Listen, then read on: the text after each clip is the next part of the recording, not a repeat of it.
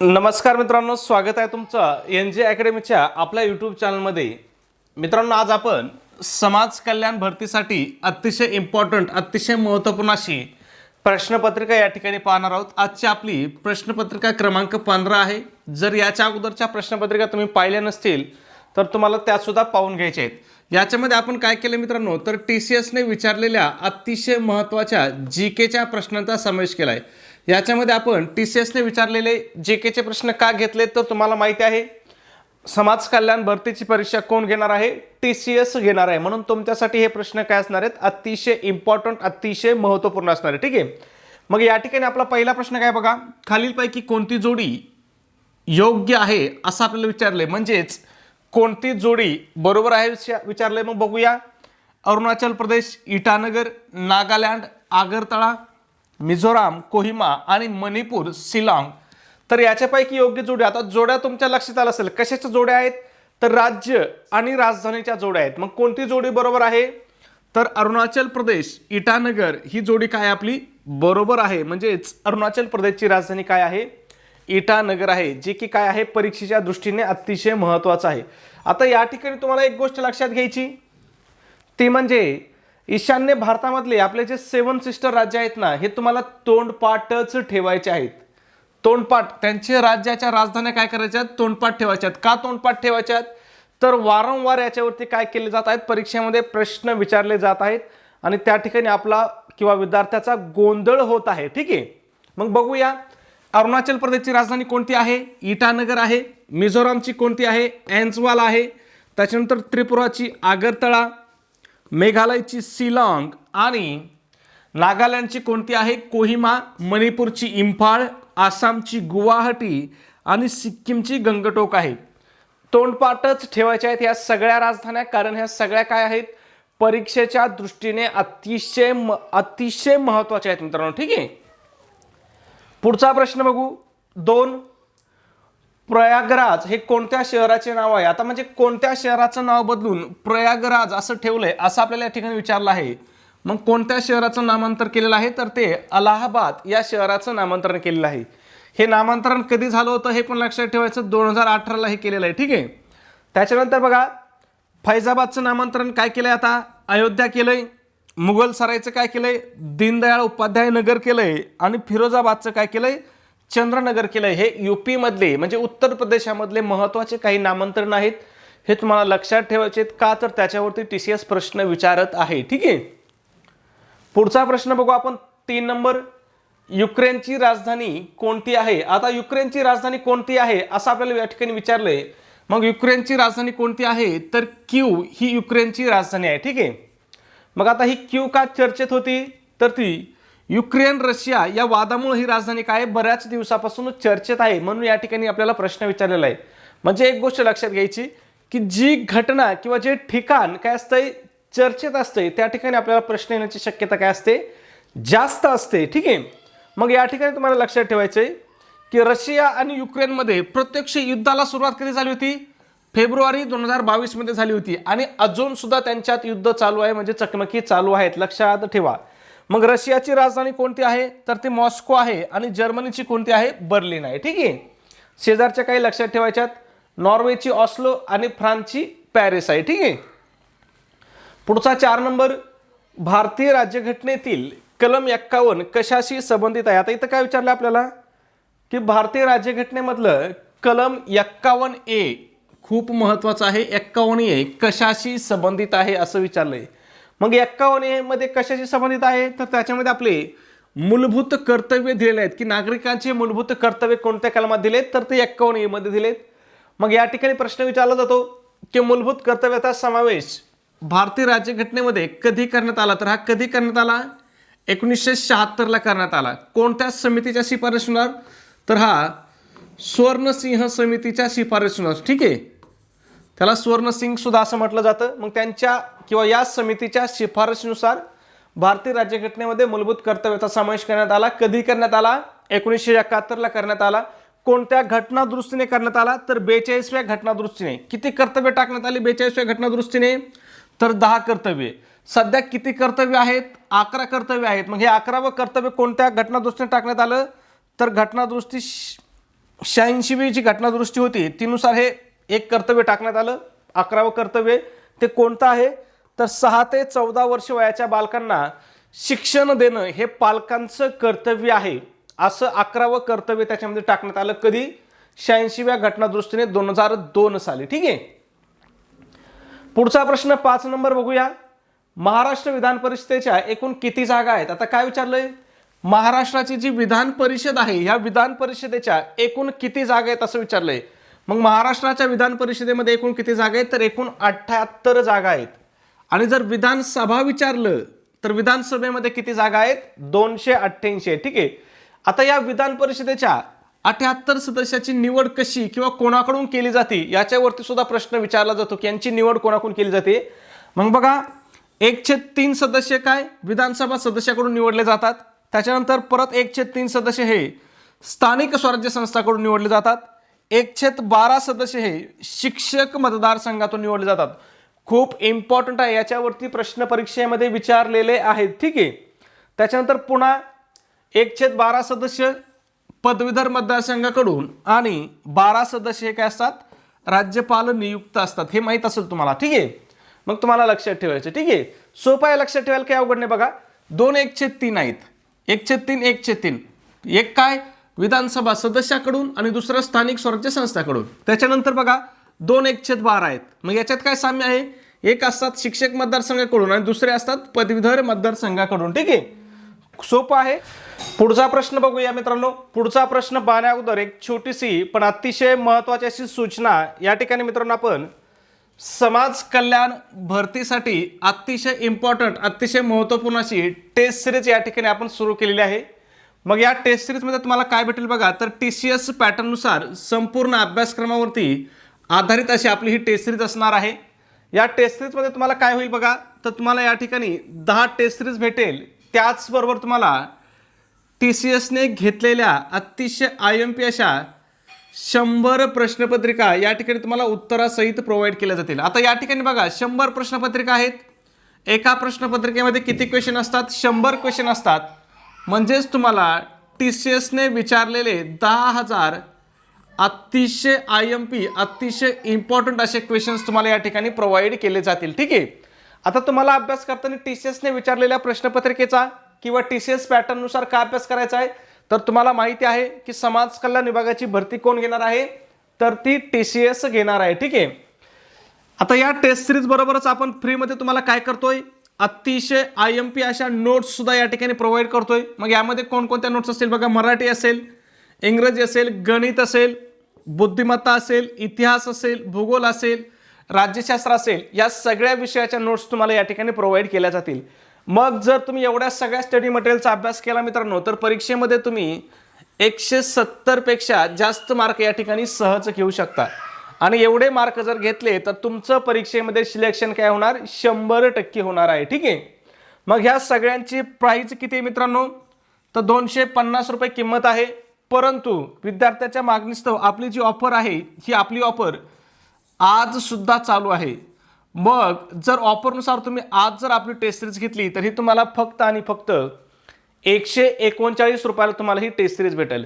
मग हे 139 रुपये तुम्हाला कुठं पे करायचे तर तुमच्याकडे गुगल पे असेल, फोनपे असेल, त्या ठिकाणी आपला नंबर आहे बघा 96 89 14 16 30. पुन्हा एकदा सांगतो 96 89 14 16 30 या नंबरवरती तुम्हाला काय करायचंय 139 रुपये पे करायचे आहेत आणि त्याचा एक काय करायचा आहे स्क्रीनशॉट काढायचा आहे आणि तो स्क्रीनशॉट मला व्हॉट्सॲपला शेअर करायचा आहे. व्हॉट्सॲपला आपला हाच नंबर आहे 96 89 14 16 30. तुमचा स्क्रीनशॉट मिळाल्याबरोबर तुम्हाला संपूर्ण स्टडी मटेरियल या ठिकाणी प्रोव्हाइड केलं जाईल. ठीक आहे.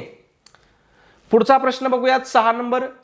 विधानसभा अध्यक्ष त्यांचा राजीनामा कोणास सादर करतात? आता काय विचारलंय की जे विधानसभा अध्यक्ष आहेत हे त्यांचा राजीनामा कोणास सादर करतात असं विचारलंय. मग विधानसभा अध्यक्ष कोणाकडे राजीनामा देतात तर ते विधानसभा उपाध्यक्षाकडे देतात. आणि उपाध्यक्ष कोणाकडे देतात तर उपाध्यक्ष अध्यक्षाकडे राजीनामा देतात. ठीक आहे. दोन्हीचा फरक लक्षात ठेवायचा. अध्यक्ष उपाध्यक्षाकडे देतो आणि उपाध्यक्ष राजीनामा कोणाला देतो अध्यक्षाला देतो. ठीक आहे.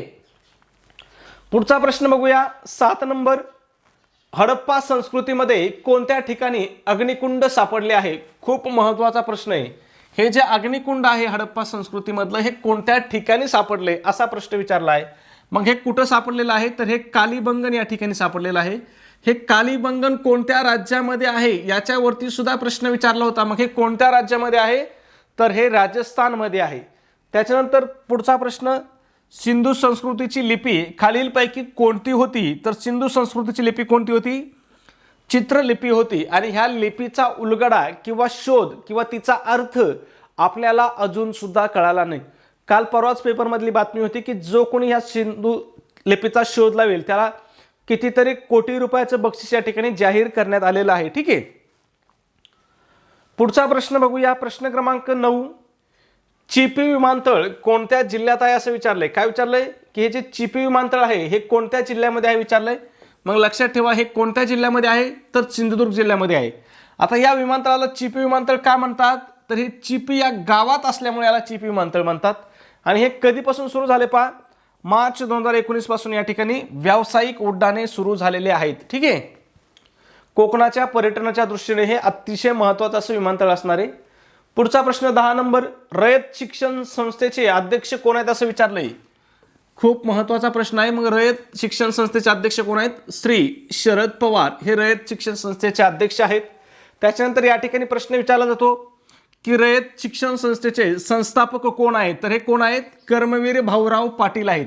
यांनी कधी स्थापना केली होती रयत शिक्षण संस्थेची तर ती 1919ला, म्हणजे आत्ता 2019ला काय झालं, रयत शिक्षण संस्थेचं शताब्दी वर्ष साजरं झालेलं आहे. म्हणून या ठिकाणी प्रश्न तुम्हाला विचारला जाऊ शकतो. ठीक आहे. त्या संस्थेचं ब्रीदवाक्य काय आहे तर स्वावलंबी शिक्षण हेच आमचे ब्रीद, हे त्यांचं ब्रीदवाक्य आहे.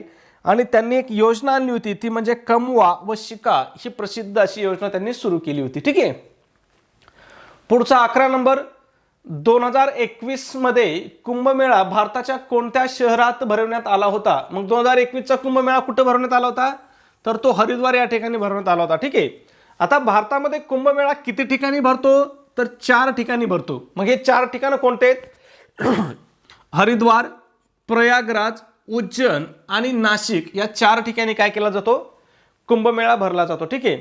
आता कुंभमेळ्याविषयी तुम्हाला काय महत्त्वाच्या गोष्टी लक्षात ठेवायच्या आहेत कारण सध्या कुंभमेळा चालू आहे. मग काय लक्षात ठेवायचं बघा, पूर्ण कुंभमेळा किती वर्षांनी भरतो, पूर्ण कुंभमेळा दर 12 वर्षांनी भरतो, अर्ध कुंभमेळा दर 6 वर्षांनी भरतो, सिंहस्थ कुंभमेळा उज्जैनमध्ये 12 वर्षांनी भरतो. मग सिंहस्थ कुंभमेळा कुठं भरतो उज्जैनमध्ये किती वर्षांनी 12 वर्षांनी. आणि महाकुंभमेळा कुठं भरतो तर तो प्रयागराजमध्ये आणि किती वर्षांनी 144 वर्षांनी भरतो. ठीक आहे.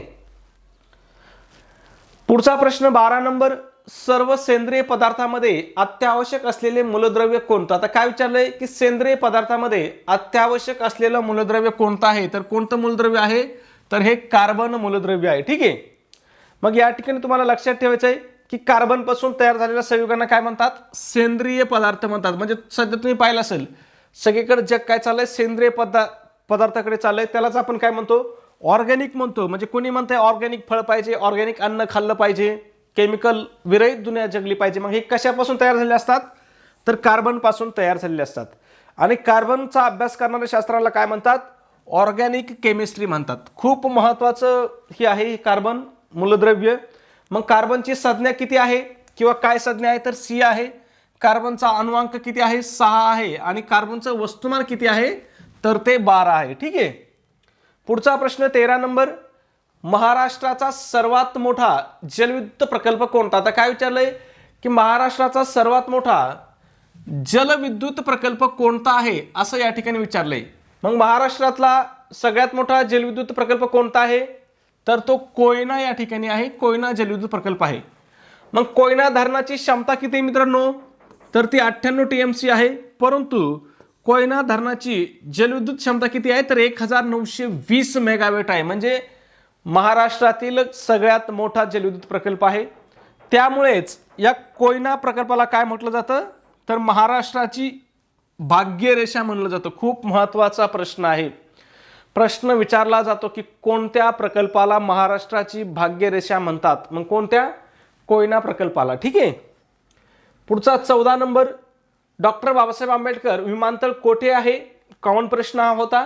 मग डॉक्टर बाबासाहेब आंबेडकर आंतरराष्ट्रीय विमानतळ कुठं आहे, तर ते नागपूर या ठिकाणी आहे. आता तुम्हाला काही महत्त्वाची आंतरराष्ट्रीय विमानतळ लक्षात ठेवायचे आहेत. सध्या एकतर भारतामध्ये किती आंतरराष्ट्रीय विमानतळ आहेत, तर ते 17 आंतरराष्ट्रीय विमानतळ आहेत. ठीक आहे. त्याच्यानंतर बघा, मुंबईचं जे आंतरराष्ट्रीय विमानतळ आहे याचं नाव काय आहे, तर छत्रपती शिवाजी महाराज आंतरराष्ट्रीय विमानतळ. दिल्लीच्या विमानतळाचं नाव काय आहे, इंदिरा गांधी आंतरराष्ट्रीय विमानतळ.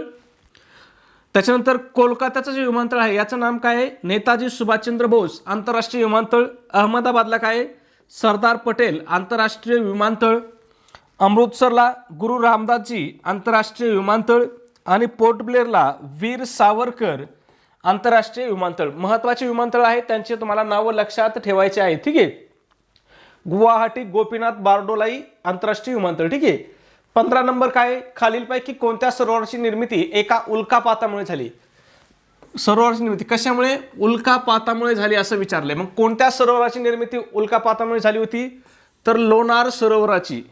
आणि लोणार सरोवर किंवा उल्कापातामुळे निर्माण झालेलं लोणार सरोवर हे काय आहे, जगातील एकमेव सरोवर आहे, हे लक्षात ठेवा. जगातलं एकमेव सरोवर आहे लोणार सरोवर.